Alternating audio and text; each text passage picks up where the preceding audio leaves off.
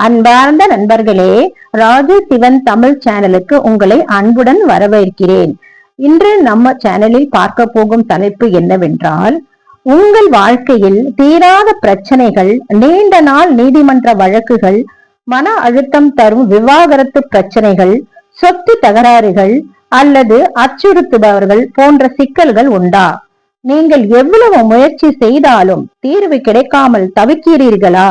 அப்படியானால் இன்று நான் உங்களுடன் பகிரப்போகும் இந்த அரிய மந்திரம் உங்களுக்கு ஒரு புதிய நம்பிக்கையை தரும். இந்த உலகத்தில் தீமையை அழித்து நீதியை நிலைநாட்டும் சக்தி யாரெனில் அது அன்னையர் காளி. அன்னையர் காளி என்பது வெறும் தேவதை அல்ல, அவள் பராசக்தி. அவள் காலத்தை கூட கட்டுப்படுத்தும் சக்தி. அவளின் ஒரு பார்வை போதுமே, உங்கள் வாழ்க்கையில் உள்ள அனைத்து தடைகளும் கரைந்து போகும். இப்போது நான் சொல்ல போகும் இந்த மந்திரம் மிகவும் சக்தி வாய்ந்தது. இதை நீங்கள் ஒருமுகப்படுத்தி, முழு நம்பிக்கையுடன் மனதை ஒருமுகப்படுத்தி இந்த மந்திரத்தை ஜெபிக்க வேண்டும். இந்த மந்திரம் என்னவென்றால், காளியின் மந்திரம். ஓம் ஹ்ரீம் க்ளீம் காளி கபாலினி கோரநாதினி விஸ்வ ஜென்மோக சர்வமோக மோக டக் டக் டக் ஸ்வாஹா. பாருங்க, திருப்பி நான் சொல்றேன், மறுபடியும் சொல்றேன், நன்றாக கேளுங்கள். ஓம் ஹ்ரீம் க்ளீம் காளி கபாலினி கோரநாதினி விஸ்வ ஜன்மோக சர்வமோக மோக டக் டக் டக் ஸ்வாஹா. இதுல டக் டக் டக் வருது பார்த்தீங்களா? அதை நீங்கள் 3 முறை சொல்ல வேண்டும். ஒரே முறையை சொல்லக்கூடாது, 3 முறை சொல்ல வேண்டும். புரியுதுங்களா? சோ இந்த மந்திரத்தை நீங்க தினமும் 108 முறை முழு நம்பிக்கையுடன் ஜெபம் செய்ய வேண்டும். எப்படி செய்ய வேண்டும் என்றால், உங்களால் முடிந்தால் காலை 4 மணி முதல் 6 மணி வரை இந்த பிரம்ம முகூர்த்தத்தில் நீங்கள் ஜெபிக்கலாம். ஏனால் பிரம்ம முகூர்த்தத்தில் இந்த மந்திரத்தை ஜெபிப்பது மிகவும் சக்தி வாய்ந்த நேரமாகும். அப்படி உங்களால் முடியவில்லை, பிரம்ம முகூர்த்தத்தில் எழுந்திருக்க முடியவில்லை என்றால், காலையில் 6 மணி முதல் இரவு 10 மணி வரைக்கும் நீங்கள் எந்த நேரமாவது ஒரு அமைதியான இடத்தில் அமர்ந்து நீங்கள் இந்த மந்திரத்தை 108 முறை முழு நம்பிக்கையுடன் ஜபிக்க வேண்டும். சில பேர் காளி அம்மனின் படத்தை வைத்து தீபமேற்றி மனதை ஒருமைப்படுத்தி இந்த மந்திரத்தையும் ஜபிக்கலாம். அப்படி காளி அம்மன் உக்ரமான அம்மன், அதனால் நான் இந்த படத்தை வாங்க விரும்பவில்லை என்று நீங்கள் நினைத்தால், நீங்கள் காளி அம்மனுடைய படத்தை வாங்க வேண்டாம். வாங்காமல் நீங்கள் சுத்தபத்தமாக குளித்து விட்டு நீங்கள் ஒரு இடத்தில், அமைதியான ஒரு இடத்தில் அமர்ந்து உங்களுடைய மனதை ஒருநிலைப்படுத்தி காளியின் உருவத்தை உங்கள் மனதில் வைத்து, உங்களுடைய நெற்றி பொட்டு இருக்கீங்களா, அந்த இடத்தில் அந்த காளியினுடைய உருவத்தை நிறுத்தி இந்த மந்திரத்தை நீங்கள் முழு நம்பிக்கையுடன் ஜெபிக்க வேண்டும். 108 முறை ஜெபிக்க வேண்டும். இப்படி நீங்கள் ஜெபித்து வந்தால் உங்களுடைய எல்லா காரியங்களும் சித்தியாகும். எந்தெந்த பிரச்சனைகளுக்கு இது உதவும் என்று பார்த்தால், முதலில் விவாகரத்து வழக்குகள். இப்போது பார்த்தீங்க என்றால் எங்க பார்த்தாலும் விவாகரத்து இருக்கிறது. ஆனால் அது பல வருடங்களாக அந்த பிரச்சனைகள் தீராமல் கோர்ட்டுக்கு போய் அலைந்து கொண்டு இருக்கிறீர்கள். அதற்கு முடிவே இல்லை. ஏனென்றால் ஒரு தம்பதியருக்குள்ள ஒற்றுமை இல்லை என்றால் அவர்கள் விவாகரத்துக்கு போகிறார்கள்.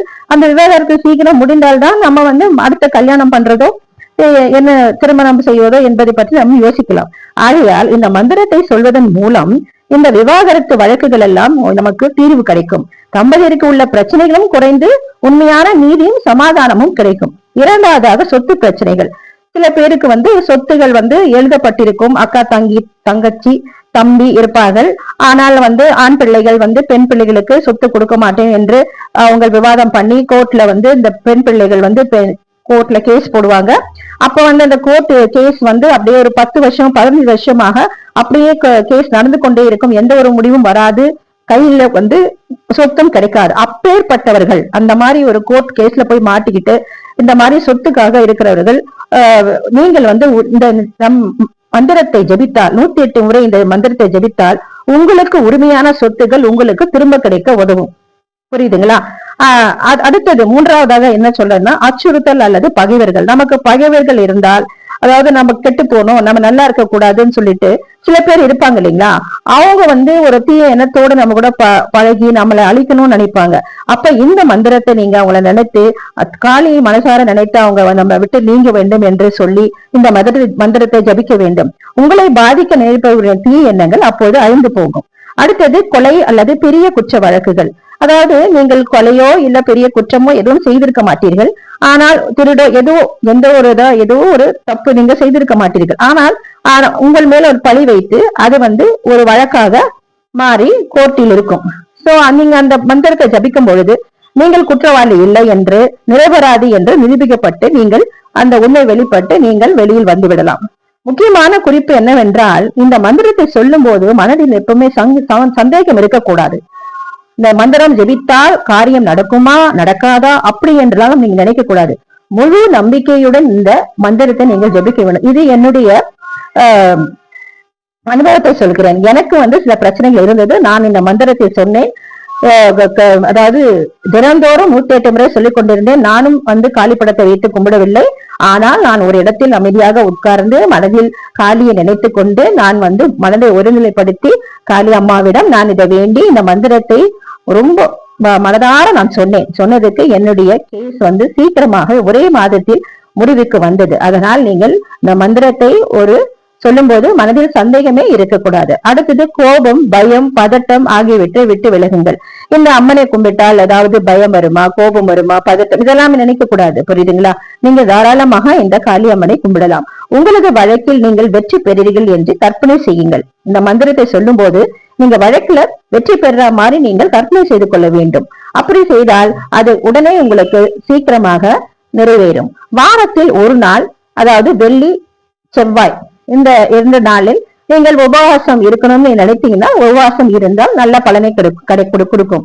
அதே போல மற்ற நாள்களில் நீங்கள் சாதாரணமாக நீங்கள் எப்போதும் போல நீங்க இந்த மந்திரத்தை சொல்லி வரலாம். இப்ப காளியம்மனுக்கு நம்ம முக்கியமான தேவை நம்பிக்கை தான் முக்கியம். சோ நண்பர்களே, எந்த மந்திரமும் நம்பிக்கை இல்லாமல் பலன் தராது. நீங்கள் முழு மனதுடன் காளியம்மனை நம்பி இந்த மந்திரத்தை ஜபித்தால் அவள் கண்டிப்பாக உங்களுக்கு துணை நிற்பாள். அவள் நீதியின் வடிவம். அவள் உங்கள் குரலை கேட்பாள். அவள் உங்களுக்கு நியாயமான வெற்றியை தருவாள். அதனால் இன்று முதல் இந்த மந்திரத்தை தொடங்குங்கள். 108 முறை தினமும் சொல்லுங்கள். நான் சொல்கிறேன் கேளுங்க, திரும்ப திரும்ப சொல்கிறேன்.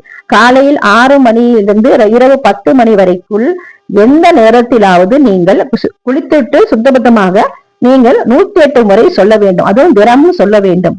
இப்படி சொல்லி வந்தால் உங்களுடைய கோர்ட்டு கேஸ் எல்லாமே உங்களுக்கு அதாவது முடிவடையும். உங்கள் வாழ்க்கையில் மாற்றத்தை நீங்களே காண்பீர்கள்.